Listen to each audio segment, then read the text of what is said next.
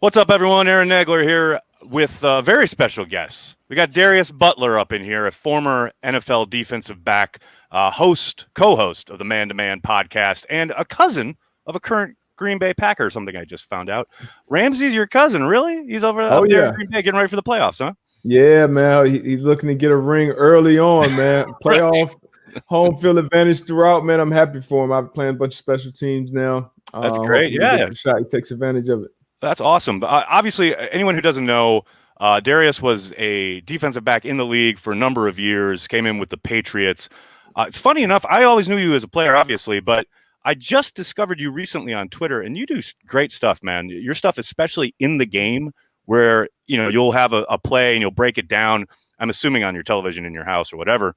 Yeah, that stuff is great. Like, it's so immediate, and you're just using the broadcast angles and showing people why things happened almost like 5 minutes or so after the play happened. It's really cool, dude. I really like it.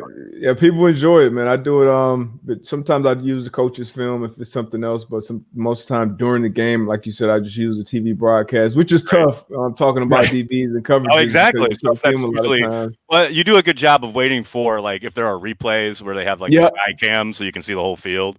Smart. Yeah, exactly. Got to do it. Got to do what you got to do. If you love football, you got to follow him on Twitter. It's great stuff. I wanted to talk to you about this matchup between the Packers and the Rams. Specifically, I think obviously kind of the big headline all week has been Jalen Ramsey versus Davante Adams. I don't know how much we'll actually end up seeing those two go at it. I think it'll happen obviously a little bit. But both of the lead corners, so to speak, in this game, if you're talking about Jalen Ramsey or Jair Alexander, these are two of the highest level guys in the league. And I just wanted to get your perspective as to what you see when you watch these guys play. Yeah, two, like you said, top-notch guys. Jair obviously lines up mostly on the outside, but he matches up with top-notch wide receivers week in, week out, and locks them down. Deserving. I mean, he could have been a first-team All-Pro easily, and I don't think anyone could have made an argument against that. And the same can go for Jalen Ramsey. He does a little more. He moves to the inside, moves to the outside. They play a little more too high. Little zone here, man here. He'll match up, and like the matchup last week with him and DK, he'll basically go to his side. But if he's in that slot, depending on the call, he won't follow him. But it'll be interesting to see how much he's actually matched up on 17 this week. But whenever they are, man, I'm gonna be excited to watch that matchup. What do you see there? Because I think Jalen obviously is very well known. He is a very talented guy. He's a physical player. He's a guy who does like to get physical with guys at the line of scrimmage. Davante's made a career out of not being touched. I mean, he does a great job with his feet off the line. How do you see that playing out if, say, the Rams have a press call where, Jalen's up on him and wants to get physical? Yeah, like you said, Davante, one of his best attributes are his feet, and being able to create separation. And then obviously when you have a quarterback like Rodgers who can put the ball anywhere when they're on the same page, I mean, they're tough to beat. They're tough to stop. I expect Ramsey, to win his fair share of reps. But the thing about the offense, they only need to win 6 or 7 out of 30, 35 passing plays, and that can be really the difference in the game. So it wouldn't be a matchup that I would go after a ton if I'm the offense, if I'm the Green Bay Packers, even though obviously you got an MVP quarterback and an offensive player of the year candidate with Davante Adams, in my opinion. But, Ramsey, he's at the top of his game. He can hurt you. He can turn the ball over. He's very physical, not only in the pass game, but in the run game. But, that matchup with these offensive rules, Adams and Rodgers, man, that's an ugly 1-2 combo to go up against all game. Well, you're talking about guys who are dangerous, that can hurt you. Obviously, Aaron Donald is the cream of the crop. You can't get a better player in an NFL uniform. And I know he has been on the injury report all week, but with the last injury report of the week, they aren't even listing him with that rib injury. So he should be good to go. How do you see Green Bay matching up? I mean, they have a good interior. Corey Linsley obviously is a first-team All-Pro at the center position. You have Elton Jenkins, who's had a phenomenal second season, but Aaron Donald's a different beast, man. How do you see that one playing out when it comes to Donald just wreaking havoc inside. Yeah, I mean that's a team effort to try to stop 99. Obviously week in week out, you don't see a lot of teams do that great a job at it. But that's where defense starts. It starts in the trenches, and he is the very best. Not only now, but a lot of people are saying all the time. I'm one of those people. He's the best I know that I've seen with my two eyes. It's Gotta great. have two guys. Yeah, you gotta have two guys on him. Every opportunity you can get. And then the rest of those guys up front wreak havoc as well. And then when you combine that with the secondary that they have, they work hand to hand. That tandem, having Jay Johnson and Darius Williams and Hill and Ramsey, and then you got all the guys up front who are having career years around 99. So the Green Bay Packers would definitely have their hands full. You got the top scoring defense and the top scoring offense going at it, man. This is what we want. Well, it's funny you mentioned Williams. That pick 6 last week against DK in the screen, the wide receiver screen. I know they're thrown to the far side, and that was a little curious. But man, how many wide receiver screens have we watched over the last 3-4 years? That is like all the rage now, right? Yeah, that's the first time I've ever seen that happen. You never see it. I mean, I've only seen one other wide receiver screen picked off, and that was by another Darius. It was myself. Years back against the Broncos, right. I picked one off, but I actually pulled my hamstring on the way to the end zone. Oh, no. Good thing for this Darius, he didn't. But that play was incredible. Film study. It just shows, how prepared that team is, that defense is going into every matchup. And that defense, I mean, they're going to give your team a chance to win, regardless of who you trot out there at quarterback. What do you think let's flip it and look at the Packers defense? Because obviously we now know, as of a little while ago, Jared Goff will be getting the start at Lambeau on Saturday. I think most people probably assumed that was going to be the case, but now it's official. Yeah. I mean, I can't say enough about how impressed I was with what he did coming off the bench with that thumb, 12 days out from surgery, and to come in there, and he didn't light it up or anything, but just the way he played at such a high level. What do you see? Obviously really cold temperatures, much a different situation. I know the offense runs through acres. How do you think the Packers defense goes about trying to, I guess, shut that down and make Goff beat them? Yeah, that was a weakness early on, especially with the Packers defense. Could they stop the run? Do they have the personnel? Are they calling the right plays, et cetera? And they got better as the year went on.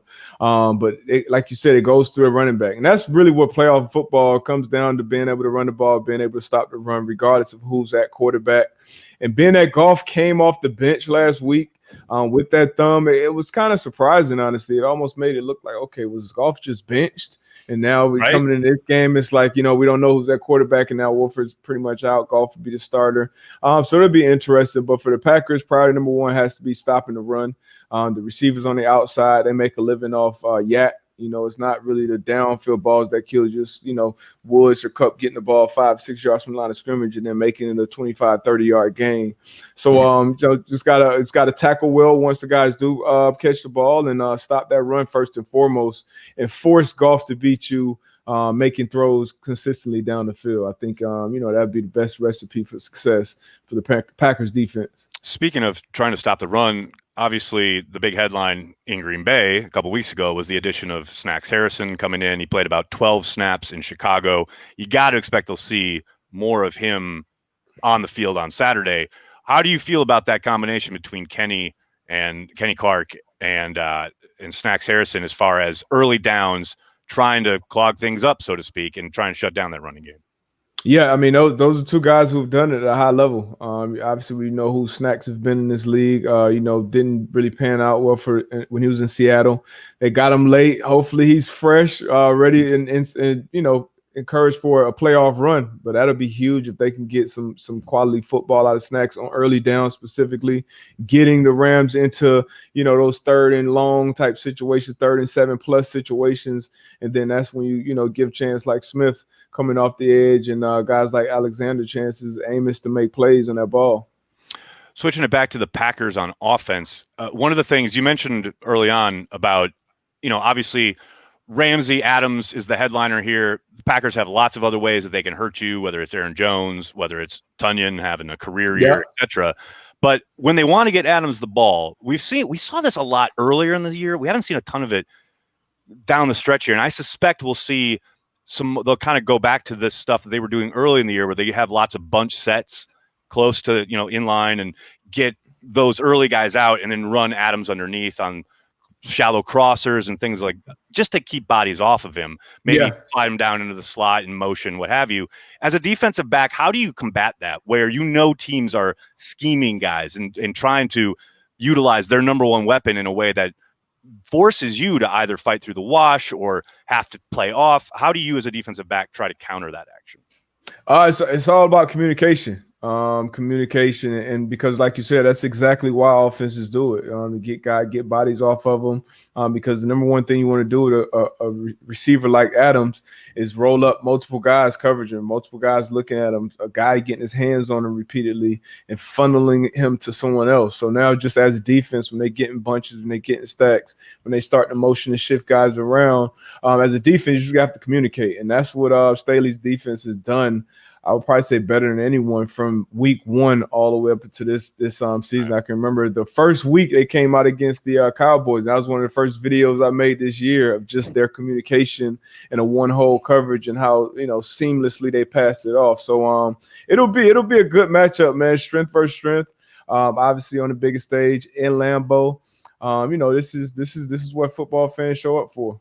Absolutely. So, speaking of the game, Saturday, Lambeau Field, there seems to be a slight chance of snow, so maybe we get a little winter wonderland, although I doubt it. I think it's going to be clear. But how do you see the game playing out? Obviously, like you said, that is strength versus strength when you have the Packers offense and the Rams defense. The undercard with the Packers defense and the Rams offense, I think, probably goes the longer way to deciding this one. How do you see the game playing out on Saturday? I see. I think the Rams, I think they're a 6.5-point dog, which is pretty big in the playoffs. But the year that Aaron Rodgers has had, man, it just seems like he's a man on a mission. Obviously, he plays great. Definitely plays great at home. It'd just be tough for me to see, those LA guys coming in there and spoil this season for A-Rod. So I got the Packers pulling it out in a close one because that defense in LA, coming from LA, will make it tough. But I got A-Rod pulling it out. Well, that's what we like to hear, man. Oh, you're not even pandering to the audience. I like it. That's what we like to hear at GSED TV. Darius, I can't thank you enough for taking a few minutes, talking some ball with me, talking Packers. Hopefully we can do this again soon. Hope so, man. Thank you for having me.